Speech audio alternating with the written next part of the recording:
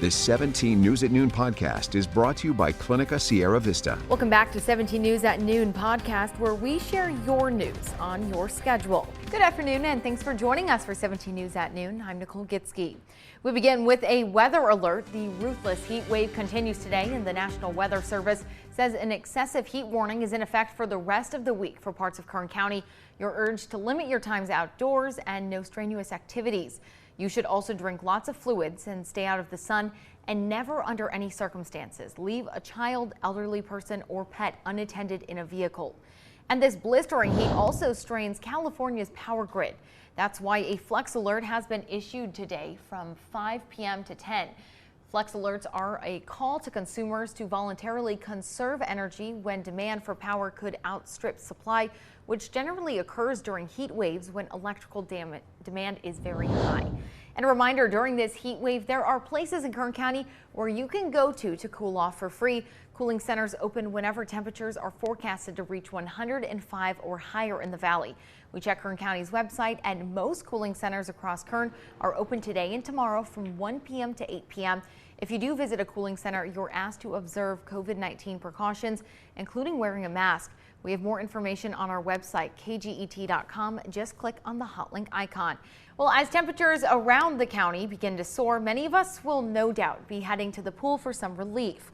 Well, whether you're swimming in a river or a pool or taking a dip, that presents its own set of dangers. Now, Public Health has launched the Water Watchers program to help ensure no child drowns because someone wasn't paying attention. Public Health says an adult should wear a designated lanyard when they are the one designated to watch the kids.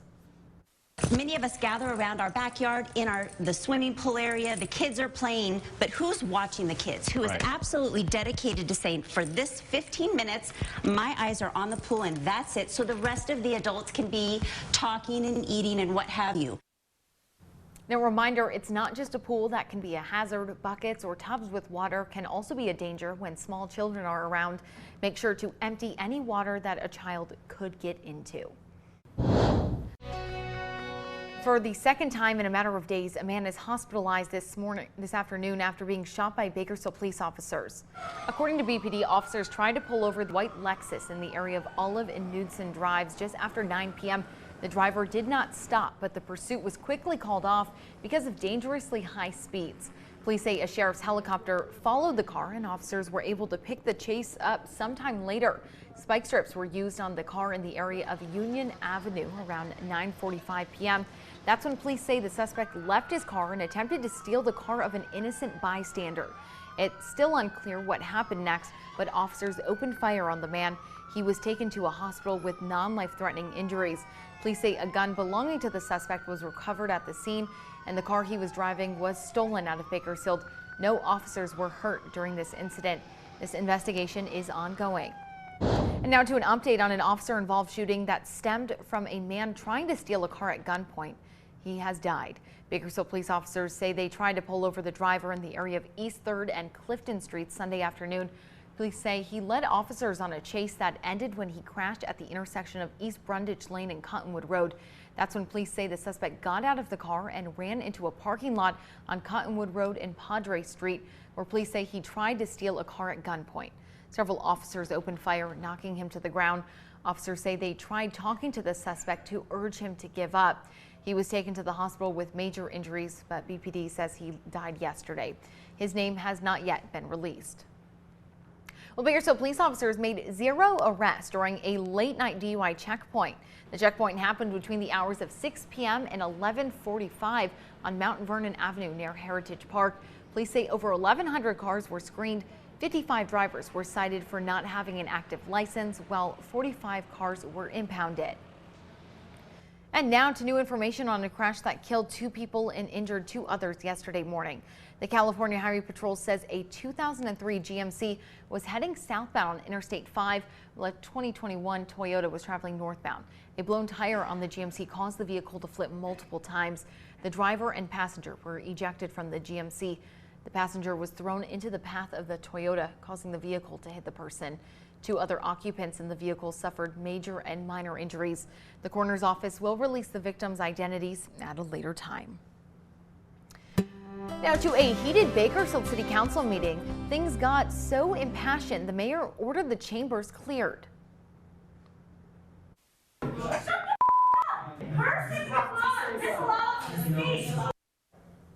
All of this surrounding the city's proposed $683.2 million budget for the coming fiscal year, and especially the $133.4 million of that allocated for the Bakersfield Police Department. The budget funds 28 new sworn officers and 17 department civilian employees. At the council meeting, more than 24 people voiced opposition.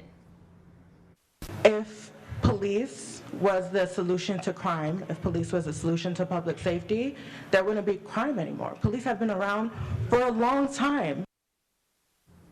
The final vote in that, unanimous support, also discussed at the meeting, the future of the historic Southern Pacific train depot in Old Town Kern. The council voting 6-0 for the city to lease the depot property for the next year to make improvements to it. That will cost the city $127,000, but council members, including Second Ward councilmen, said they hope the investment will ultimately save the historic site, preventing it from getting demolished. Clinica Sierra Vista is now offering rapid COVID-19 testing and COVID-19 vaccinations. Call 833-278-4584 to make your appointment. But don't delay. Clinica Sierra Vista, putting patients first. The American Red Cross is looking for volunteers in Kern County to help with the upcoming wildfire season. The organization says Kern County is expecting a record-breaking fire season this year, and they need volunteers to assist as shelter workers when a disaster strikes. Now, to register for a training session, you can click the hot link tab on our website, kget.com. In our 17 Business Watch, McDonald's is looking to hire thousands of employees during a drive-up hiring event. The fast food chain announced they have 2,000 local job opportunities and are wanting to fill those spots. Select McDonald's locations will host a hiring day on June 23rd. And to get started on an application, you can text 36453 or you can show up Wednesday for the in-person interview. For more information, visit mcdonalds.com/careers. And the Boys and Girls Club of Kern County is looking to fill over 200 positions before the upcoming school year. The club is looking for people who love working with kids. The job fair is happening Saturday, June 26th from 8 a.m. to 1 p.m. Those interested can bring a resume for in-person interviews. BGCKC says you must be 18 or older to apply. For more information, you can call that number on your screen. That's 661-325-3730. And a local bakery wants to treat graduates to something sweet for their hard work. College Coffee and Donuts is back with their annual free donut giveaway for all graduates. The giveaway is Monday starting at 9 a.m. at the bakery located at 2697 Mount Vernon Avenue and continues until all 500 boxes are gone. Graduating high school and college seniors are eligible. You must bring proof, which includes a tassel, cap or gown, your student ID, or graduation announcement. The 17 News at Noon podcast is a production of KGET and Nexstar Media Group. For more on all of the headlines in today's show, head to kget.com.